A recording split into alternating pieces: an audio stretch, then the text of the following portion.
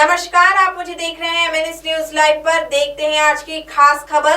पूना में बढ़े कोरोना मरीजों की संख्या जल्द नियंत्रण में होगी।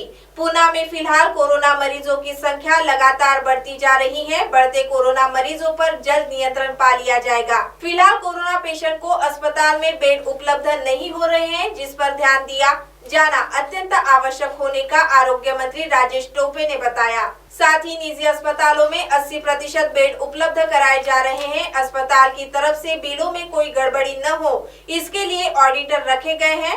मरीजों से ज्यादा बिल वसूलने वाले अस्पतालों पर कार्रवाई के निर्देश दिए गए हैं। अगर किसी अस्पताल ने 100 रुपए ज्यादा वसूले तो उनसे 500 रुपए वसूलने के आदेश जिलाधिकारी को दिए गए। पत्रकारों से बातचीत के दौरान उन्होंने कहा कि लॉकडाउन का चैप्टर अब क्लोज हो चुका है। अब राज्य में चरणों में अनलॉक करने को बढ़ावा दिया जा रहा है।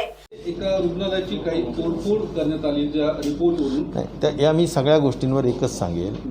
हे बघा, महाराष्ट्र राज्य आणि महाविकास आघाडीच्या वतीनं मी एवढं जबाबदारीने सांगेल की मी तासनतास रात्र बसून आम्ही त्यामध्ये खूप लक्ष घालून यामध्ये आम्ही म्हणजे महाराष्ट्राने दिशादर्शक काम देशाला केलं आहे या दृष्टिकोनातून की आपण बेड्स कमी पडू नये म्हणून प्रायव्हेट हॉस्पिटल्समधले 80% बेड्स कंपल्सरीली ॲक्विजिशन करण्याचा पहिला निर्णय घेतला। त्याचबरोबर त्याच्यावर कॅपिंग करण्याचा सुद्धा निर्णय घेतला।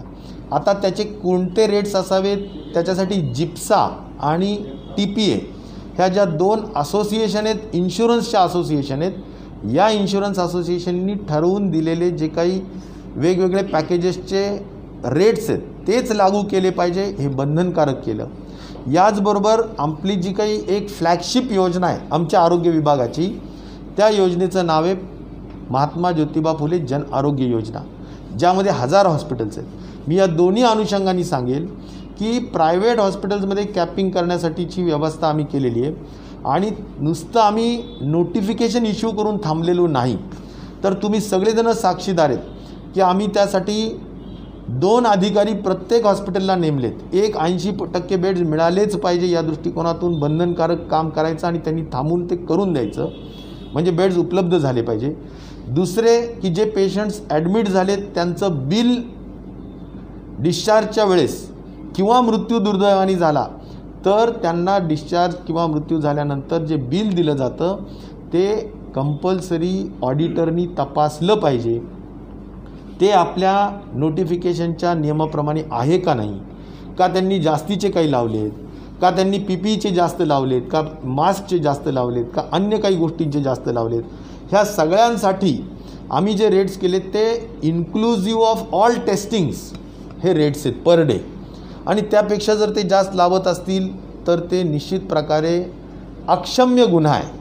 आणि म्हणून आम्ही ऑडिटरला सांगितलं की तुम्ही ते बिल अगोदर काउंटर सिग्नेचर करायची आणि नंतरच त्या फॅमिलीच्या लोकांना द्यायचं। याचा अर्थ ह्या सगळ्या गोष्टी आम्ही बंधनकारक केलेल्या आहेत। आता गरज एवढंच आहे की या सगळ्या गोष्टींच्या व्यतिरिक्त जर हे केलं जात नसेल, आता आणखीन ॲडिशनल काय केलं की कलेक्टर कमिशनरच्या आमचे VCs दर आठवड्याला 2 आठवड्याला चालू असतात, त्यातही आम्ही सांगितलं की भरारी पथकं नेमा। एवढंच नाही तर कलेक्टर आणि कमिशनरनी किमान 5 हॉस्पिटल स्वतः जाऊन तपासले पाहिजे हेही सांगितलं।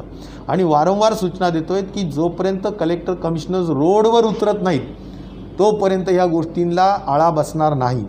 मी माननीय मुख्यमंत्री उपमुख्यमंत्र्यांच्या आत्ता मागच्या 4 दिवसापूर्वी झालेल्या VCमध्ये सुद्धा सगळ्या कलेक्टर कमिशनर्सला अक्षरशः दम देऊन सांगितलं की हे झालं पाहिजे। आणि त्यामुळं मला असं वाटतं की या सगळ्या माध्यमातून आता जर कुठं चुकीचं बिल दिलेलं असेल, आमच्या हा झाला प्रायव्हेट हॉस्पिटल, पण खास करून 1000 हॉस्पिटल जे आमचे PMJ म्हणजे महात्मा ज्योतिबा जन आरोग्य योजनेचे आहेत, त्यामध्ये या ठिकाणी मी पुन्हा एकदा सांगू इच्छितो की कुठल्याही परिस्थितीत त्यांनी आता कोरोना रिलेटेड जवळजवळ 20 पॅकेजेस आहेत, त्या 20 पॅकेजेसमध्ये सुद्धा त्यांनी फ्री ट्रीटमेंटच दिली पाहिजे।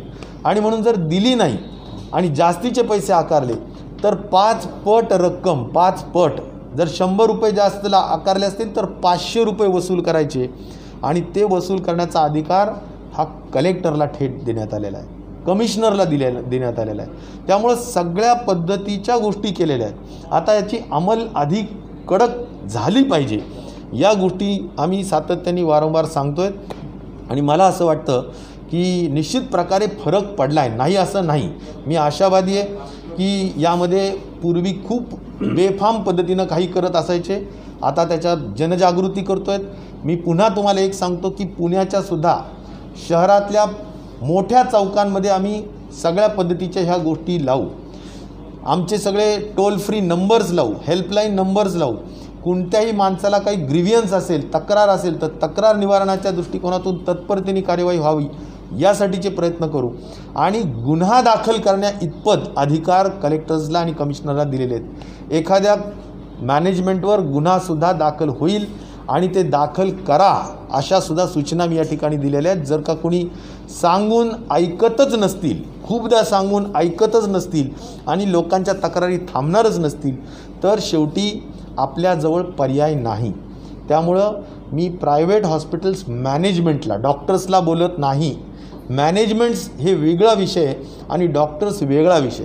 डॉक्टर्स काम करतायत, ते दिवसरात्र काम करतायत, त्यांच्याप्रती मला पूर्ण आदर आहे. पण मॅनेजमेंट्स जे आहेत ते या ठिकाणी जर का प्रॉफिटेरिंग करत असतील आणि शासनाने दिलेल्या सूचनांचा उल्लंघन करत असतील तर मला वाटतं की तिथे आपल्याला गय करून चालणार नाही. आमची बांधिलकी सामान्य माणसाची आहे, आमची बांधिलकी पेशंट्सच्या बरोबर आहे आणि त्या दृष्टिकोनातून आम्ही डॉक्टर्स, पेशंट्स सगळ्यांची काळजी घेऊ.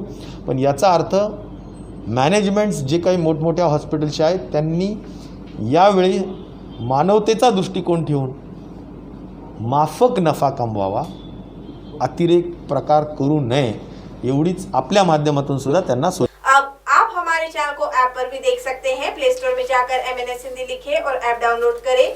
साथ ही साथ आप हमारे फेसबुक पेज को भी लाइक कर सकते हैं और उन पर भी खबरें देख सकते हैं। लिंक ट्विटर, हैक और इंस्टाग्राम पर भी आप हमारी खबरें देख सकते हैं। आप हमारे चैनल को YouTube पर भी देख सकते हैं और इसे YouTube पर सब्सक्राइब करना बिल्कुल भी ना भूलें। फिलहाल वक्त हो चला एक ब्रेक का। ब्रेक से लौटने के बाद देश और दुनिया की तमाम बड़ी खबरें देखने के लिए बने रहे MNS न्यूज लाइव के साथ। नमस्कार।